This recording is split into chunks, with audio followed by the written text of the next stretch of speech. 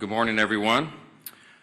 Today, we'd be remiss if we did not make some remarks about the extraordinary historic moment, or many moments, that happened yesterday in Israel. The world's eyes are still fixed on Israel, where President Trump is welcoming home now the last of the hostages who've endured 2 years in Hamas captivity. I thought it was remarkable. I saw a video last night of one of the released hostages who made the point that as soon as the election was held in November in the United States, Hamas began to treat him and his fellow hostages much better. They fed them better, they respected them more, they changed the tone of how they treated them, they no longer spit upon them, as he said in his own words. Elections have consequences. And he said or implied that the Hamas was counting on Kamala Harris to win and not President Donald J. Trump. But thankfully for the whole world, that didn't happen. And this is an historic moment. It deserves enormous credit and recognition on the world stage. It's truly, truly historic. For generations, we have aspired to peace in the Middle East, everyone around the world, and now President Trump has delivered it. I'm going to make an announcement today. It's the announcement in the U.S. that was made in the Knesset yesterday. I'm proud to tell you that together with my friend Speaker Ohana of the Israeli Knesset, the equivalent of our Congress, we're going to embark upon a project together to rally speakers and presidents of parliaments around the world so that we will jointly nominate President Donald J. Trump for next year's Nobel Peace Prize. No one has ever deserved that prize more, and that is an objective fact. As Speaker Ohana said before the Knesset yesterday, quote, "Whoever saves one life, it is as though he has saved an entire world."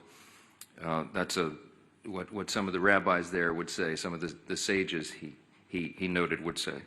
It's an indisputable fact that no president has undertaken the work of saving lives and pursuing peace with such determination and with such remarkable success as President Trump.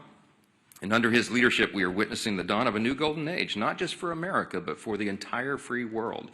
The world is changed by these actions and strong leadership. American strength is good for free people around the world, as we say always, and peace through strength is maintained. There will be more to share on this in the weeks ahead, but today marks the start of this effort that we'll embark upon together, this joint parliamentary project, and I'm honored to do it alongside our ally and my counterpart in Israel in leading that effort. Welcome to day 14 of the Democrat government shutdown. It's 2 weeks of Democrats in Congress inflicting untold pain on the American people for nothing other than pure politics, as we've explained at this podium every day of the shutdown. Today, Senate Democrats will have their 8th chance to end this mess by passing our clean, nonpartisan continuing resolution, the government funding bill that would end all of this immediately. Over 3 weeks ago, the House passed that bill, and you all know the details of it.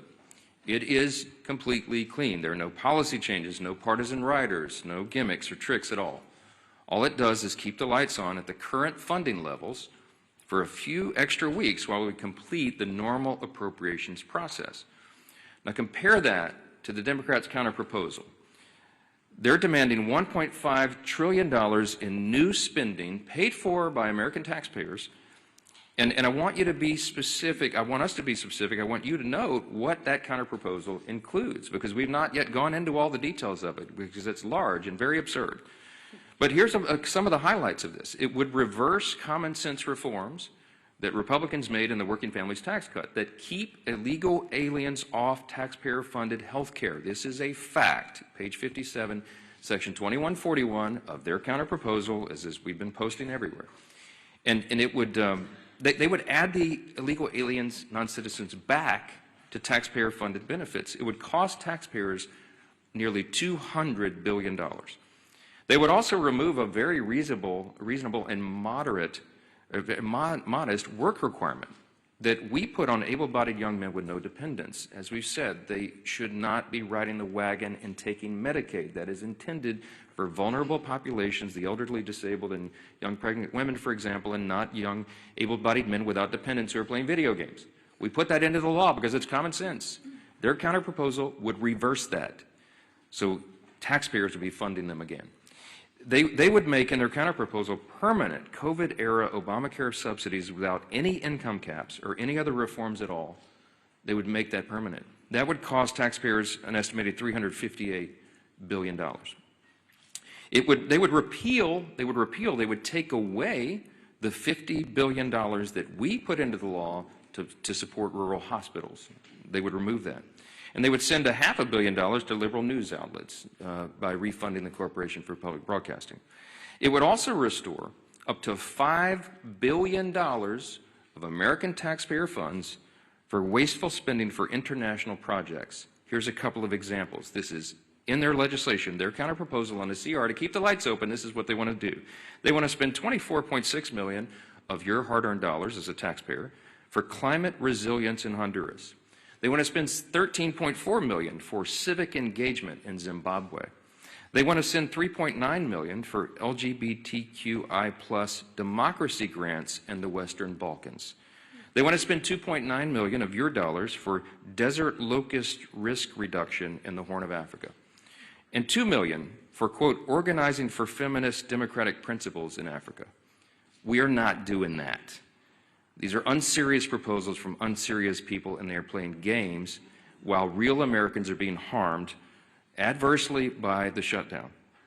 Yesterday, I read you an excerpt from President Obama's speech during the 2013 shutdown when he advocated for a clean CR to reopen the government and resume negotiations. It sounded very familiar.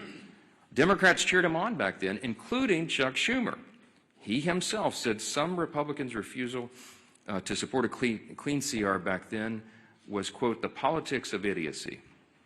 Take him at his word. So yesterday we decided to do a little count of the number of times that Chuck Schumer has supported continuing resolutions just since he became the leader of the Democrats in the Senate in 2017.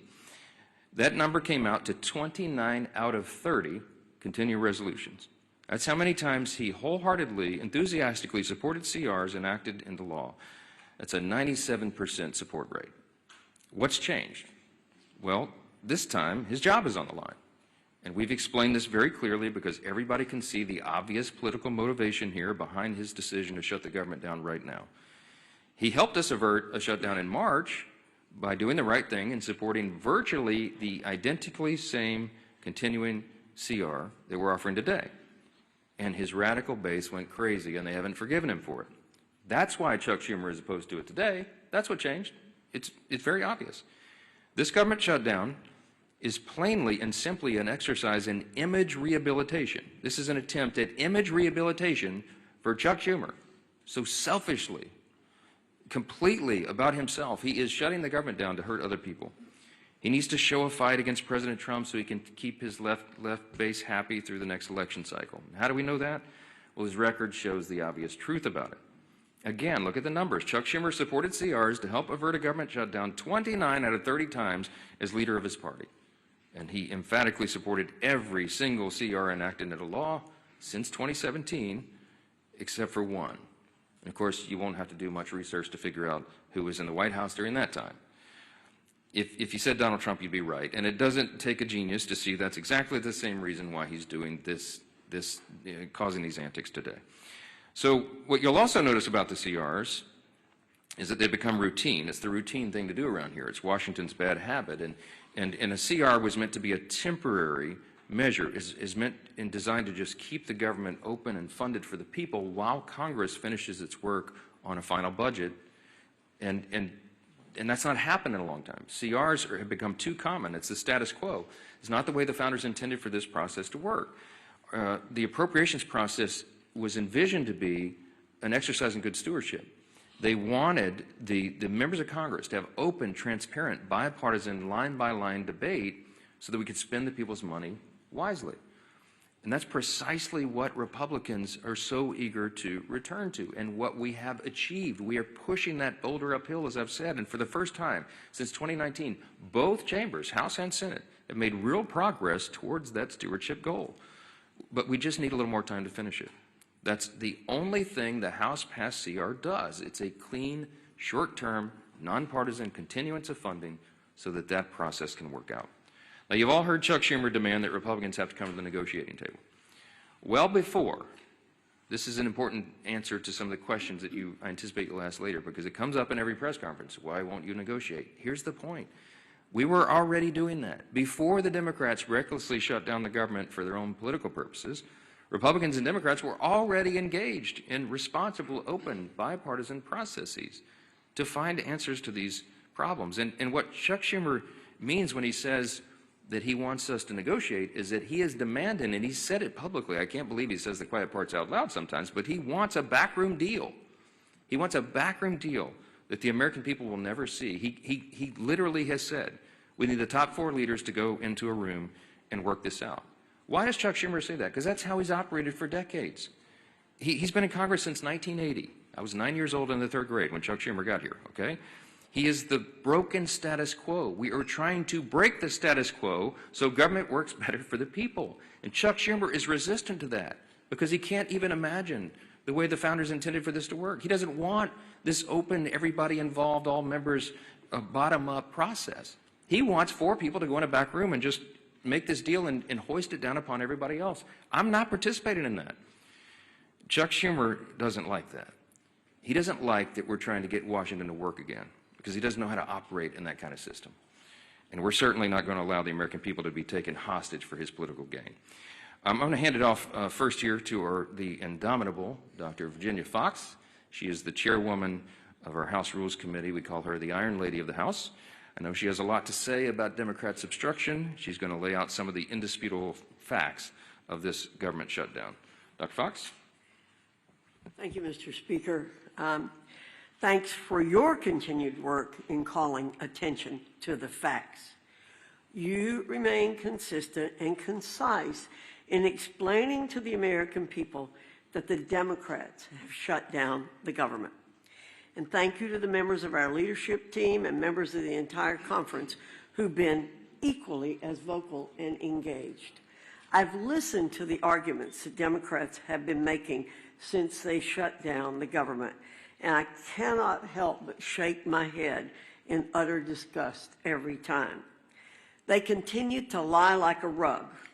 They're trying desperately to change the conversation and deflect because they know they're in the wrong and they've dug themselves into a deep, deep hole. We've now entered day 14 of their government shutdown, and as the days go on, more Americans are feeling the pain. Make no mistake about it, this is real pain being inflicted upon real people. Today, 400,000 federal workers will receive partial paychecks. The Speaker called attention to this last week. This will be the last paycheck that these federal workers receive until Democrats grow a spine and reopen the federal government. Meanwhile, you have Chuck Schumer in the Senate who said in a recent interview, quote, "Every day gets better for us," end quote. His statement is as callous as it is tone deaf, and it reveals to everyone how the Democrats continue to use hardworking Americans as pawns in their own grotesque political game. I'll close with a quick observation. As the Speaker said previously, there's a real split screen here in Washington that the American people are watching. While Republicans are the ones who have voted and are continuing to vote to reopen the government, Democrats have treated their own shutdown as one big attention-getting activity. They've taken shutdown selfies, posted weird videos of themselves doing everything except working, and they even hosted a live stream that failed to gain any traction whatsoever. How embarrassing. These are not serious people. They continue to play a dangerous game with the livelihoods of Americans. And contrary to what Democrats believe, every day of this shutdown does not get any better for the American people. That's a stone cold fact. Thank you, Mr. Speaker. Thank you. Well, thank you, Chair Fox. And as the Speaker talked about, a lot of people say, why have the Democrats continued this charade of shutting down the government and inflicting pain, real pain, on millions of families across America. And the Speaker laid it out real clear. Chuck Schumer filed an alternative bill weeks ago of his list of demands, literally a list of demands that he said have to be met before he releases the American people from this torrential pain he's inflicting. And it includes $1.5 trillion of new spending on far-left wish lists. Things like, yes, taxpayer-funded health care for illegals. It's in Chuck Schumer's bill. He guts rural hospitals, all as part of his demand to open up the government. It's not only not serious, it's also destructive. It's something that would actually hurt this country. And why? All so that he can show the radicals and the far left of his party that he's fighting Donald Trump. Everybody knows that's what this is about. Chuck Schumer is scared to death for his political future. He is way more concerned about his political job than he is about the jobs of millions of American families. And it's having a real impact on those families. Today, as has been pointed out, day 14 of the government shutdown that Chuck Schumer imposed on the country, and it is the day where checks would normally be starting to be processed for all of the government workers, many of whom will not get a paycheck because of Chuck Schumer's shutdown. You're already starting to see flight delays, families trying to go visit a relative, maybe go see one of their family members get married, go on a family vacation. They're not able to do that because of Chuck Schumer's shutdown. Our men and women in uniform at risk of losing their pay. And I will credit Donald Trump for a lot of things, but if you look, President Trump has not sat by and just waited for Chuck Schumer to get over his tantrum. President Trump has continued to do his job for the American people. And thank God, because the world is a safer place with President Trump at the helm. We saw that yesterday. What an historic day. And again, a real contrast to the temper tantrum that Chuck Schumer's having to appease the most radical elements of the far left base here in America. President Trump traveled to Israel, traveled to Egypt to sign historic peace accords, to oversee the release of hostages. Finally, all of the living hostages returned home to their loved ones after more than 2 years since the October 7th attack by Hamas.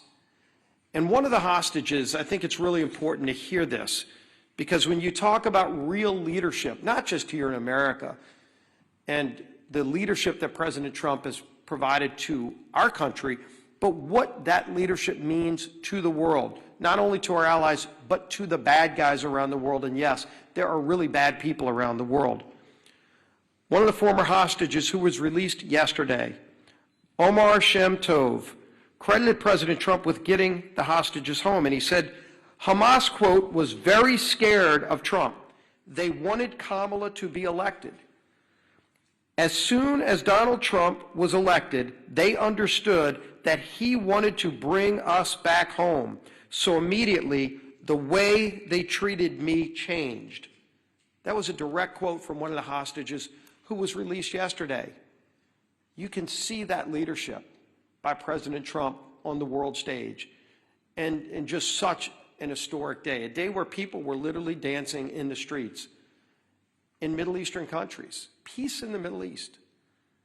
It used to be a platitude that for decades seemed to be a mirage in the desert, and yesterday it became a reality because Donald Trump said he was going to do something that nobody else thought could be done, but he knew it had to be done, and he made it happen and gave so much closure, important closure to those families, brought their loved ones back home, but told the bad guys that you're on alert.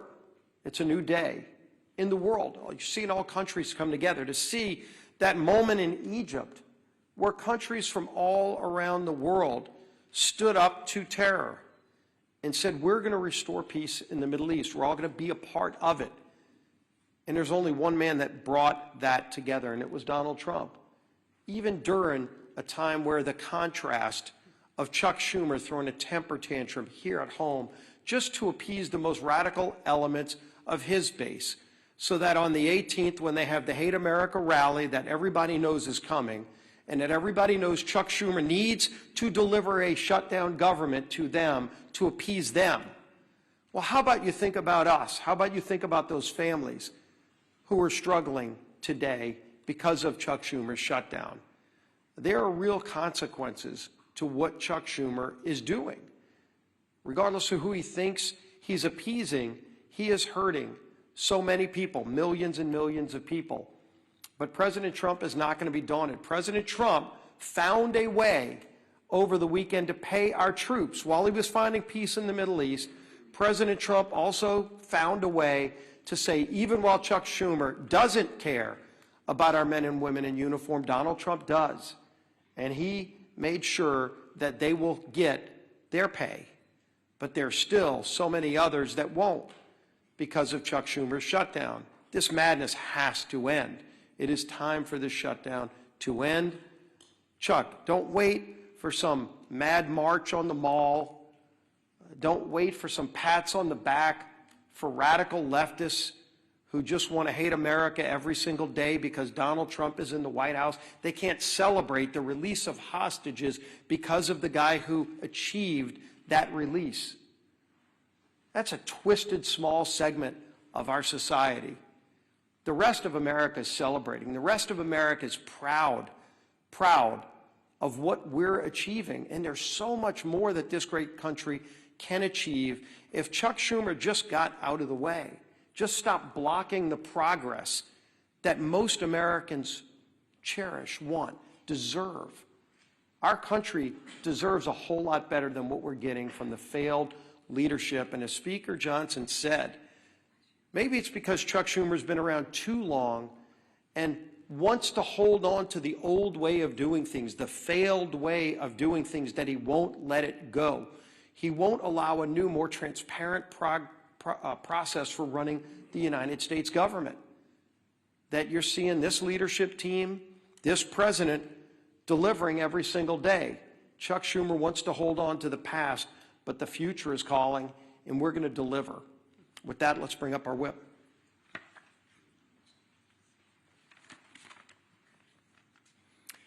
As the Speaker noted, today should be a day of celebration. President Trump achieved a historic peace deal in the Middle East. The last living hostages held in captivity by Hamas have been returned with their families, reunited with their families. Yet, we're all here today marking day 14 of the Democrat shutdown. And to make matters even worse, if the Democrats had things their way, this would also mark the first week that our troops would not receive their paychecks. But thanks to the leadership of our Commander-in-Chief, President Trump, members of the military and their families will not be used as pawns in Chuck Schumer's shutdown game. Come tomorrow, our troops will get paid. But the consequences of the Democrat shutdown are real. And unfortunately, they're only just getting started.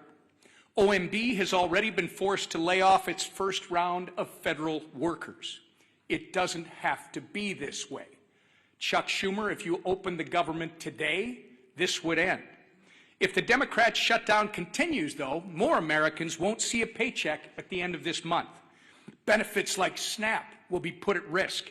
Airports will be flooded with flight cancellations and delays amid the busiest time to travel all year. And the list goes on and on. Why? Because Chuck Schumer and the Democrats would rather cater to the pro-terrorist wing of their party than to reopen our government. We've said it from this podium, it feels like 1,000,000 times, and we'll say it again. Republicans have done our job. We have a nonpartisan clean CR ready in the Senate to be sent to President Trump's desk immediately, tonight, if they will pass it. We only need 5 Senate Democrats to break ranks with Chuck Schumer, vote for the same CR that they supported just 6 months ago, and reopen the government for the people they were elected to serve. But they have refused to do so 7 times and counting. And each time that they do, hardworking Americans are forced to pay the price. Our message to Senate Democrats today is the same message we've been saying since September 19th. Stop the political games, pass our clean CR, and reopen the government today. With that, I turn it over to our conference chair, Lisa McClay. Thank you. Well, good morning, everybody. Thank you for being here. And like my leadership team behind me said, it is a glorious day. Think of what happened yesterday. Just imagine for one moment you are a family member of one of the 20 hostages that were released. I mean, think of how that had to make you feel. We all watched it on TV, right? Joy, exuberation. I mean, there were tears of joy. There was relief. There was peace. And that was done because of our president, Donald Trump, put politics aside and said, I am going to stand up for the people. And he brought peace in the Middle East. He talked about it, yes, but yesterday he did it, and actions speak louder than words. He said enough of the political games, and I'm actually going to do what's right. Now compare and contrast that to what's going on today. Chuck Schumer and the Democrats are putting politics over people. So instead of it being a joyous day that we celebrate, here we are in another government shutdown, 14 days in the making. And why? Just ask yourself why. It's clean, no gimmicks. It's absolutely clean.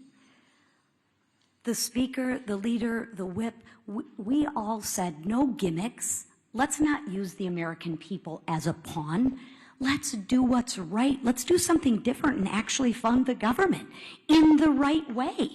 What a concept. And Democrats, my goodness gracious, they absolutely do not want that to happen. Like the speaker said, Chuck Schumer wants all four leaders to get behind the scenes and make a deal. We're not going to do that. That's not how government is supposed to work. And I know I sound like a broken record, but the way to end this shutdown is really, really simple. Pass the bipartisan clean funding bill that the House approved weeks ago. The Republicans voted to keep the government open. Call your Democratic senators. They're voting to keep it shut, not us. So when you ask what negotiation, there's nothing to negotiate. We already passed. We said yes, right? Democrats won't do it. They'd rather please their radical base than put America first. Listen, I'm grateful to President Trump for finding a way to keep milk flowing to moms and babies through the WIC and paychecks going to our troops. Yes, I'm happy, but that's not going to last forever. Right? So there again, he's even putting people over politics. I mean, come on. But let's be clear. These emergency measures can't fully fix the Democrats' damage. He can try, but at some point in time, they're going to end. Sadly, as Americans suffer, Democrats, what do? They celebrate. As workers worry about their paycheck, Bernie Sanders worries about his leverage. As TSA agents and air traffic controllers show up without pay, Democrats brag they won't budge until planes fall out of the sky. Really? Really? Seriously, that's the Democrats' motto. I'm not budging till planes fall out of the sky. I'm going to teach you women, you women and children and everybody a lesson. Really? Really? As Chuck Schumer says, it's getting better every day. For who, Chuck? Better for who? For the radicals cheering on the chaos? That's who. The radicals. The leaders openly admit it. Listen, the head of the insane indivisible literally said, and I quote, "Millions will be out cheering you on, or they'll be calling for new leadership." Really? I thought they were supposed to lead for the American people. Democrats, I ask you to stop listening to people who are cheering on this mayhem. Just stop all the political games and pass the House bill. Free the American people from being held hostage by your radical base. Thank you, Madam Chair. Yeah, Manu, go ahead. You've been doing this every single day, coming up here trying to pressure they've been not budging. They've blocked this bill time and time again. So at what point, for the good of the country, do you need to change your strategy to try to negotiate a deal with them? It's a great question. Manu asks, why don't I change my strategy? I don't have any strategy, Manu. I'm doing the right thing, the clearly obvious thing, the traditional thing. That's exactly what Chuck Schumer voted for in March of this year and gave impassioned speeches was the right and only thing. I don't have anything to negotiate. I'll say this again to everyone here. We did not load up the temporary funding bill with any Republican priorities or partisan priorities at all. I don't have anything that I can take off of that document to make it more palatable for them. So all I am able to do is come to this microphone every day, look right into the camera and plead with the American people, as Chairwoman McClain said, to call your Senate Democrats and ask them to do the right thing. We're not playing games. They're playing a game. We're not. The strategy is to do the right and obvious thing and keep the government moving for the people. Why not move closer to their position? Their position is this, Manu. Their position is they want to spend $1.5 trillion in your tax dollars to fund nonsense overseas. They want to give $200 billion to illegal aliens. We are not going to do that. We're not going to do it. The American people don't want us to do it. And they're using this for partisan political purposes to give themselves cover. They don't want the Marxist to kick. Chuck Schumer doesn't want to get a Marxist candidate challenge, AOC or someone else. Mamdani is probably going to be sadly, shockingly, the mayor of New York City. Marxism is on the rise. Hey, this is not your father's Democratic Party, everybody, okay? They're turning into communists, openly. And so Chuck Schumer does not fashion himself as a communist just yet. So he's got to show a fight to these people. That's what this is about. I'm not playing his game, Manu. I cannot go in and say, oh, gee, Chuck, what can I offer you?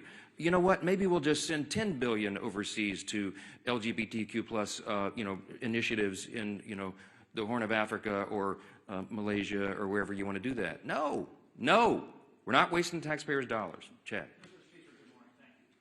You said last week that you would swear in Adelita Golova whenever she wanted. She's written a letter to your office. You've not sworn her in. Yeah. I understand about pro forma sessions. Yes.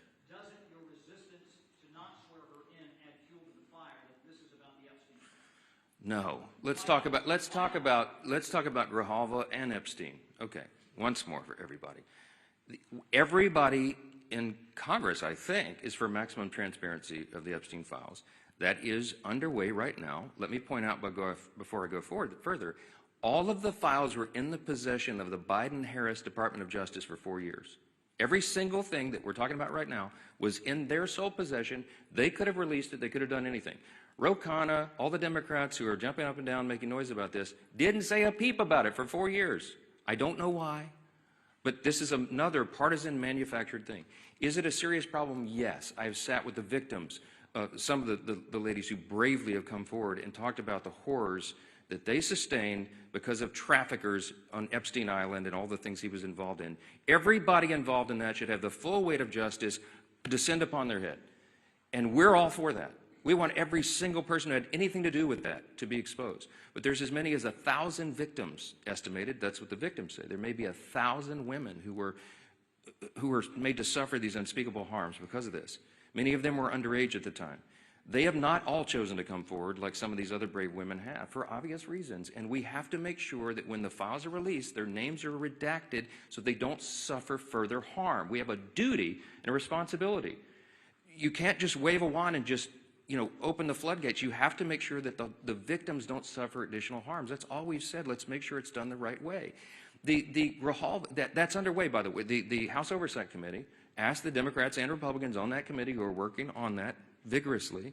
As I said, some of the biggest, bulldogs in Congress are on that committee, and they're all joined together in a bipartisan fashion, digging through and releasing documents. 34,000 documents so far, and more on the way. In fact, as I noted a couple of days ago, the attorneys for the House Oversight Committee during the shutdown are still doing work. They were in New York City combing through the Epstein estate files. By the way, that was never even mentioned or anticipated in the discharge petition, for those of you who are following all the details of this. So more is coming out. We're for all of it coming out as soon as possible.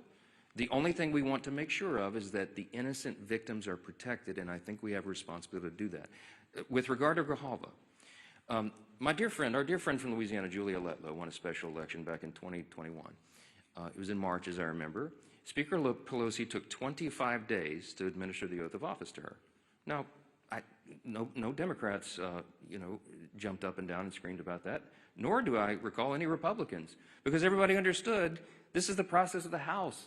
You do it as soon as you're able to do it. Ms. Grijalva won her election, and credit to her. She's going to fill her father's seat. I congratulate her. We're happy for her to serve. I'm going to be happy to administer the oath to her as I am to every member who wins who is duly elected to this body. It's a great honor. But she won her election after the House was out of session. So we've not had a full session. She deserves to have all the pomp and circumstance that everybody else does. She deserves to have a full House of members and go down and do the speech and have her family and friends in the balcony. That hasn't been scheduled because we haven't had that session yet. As soon as Chuck Schumer opens the government, as soon as Mark Kelly and Senator Gallegos, the two senators from Arizona, Ms. Grijalva's state, will go and join with 3 others and open the government, we're happy. We'll have that as soon as we get back to business. But we have to get back to business. They have to open the government. I don't know how else I can answer that question. Yes, sir.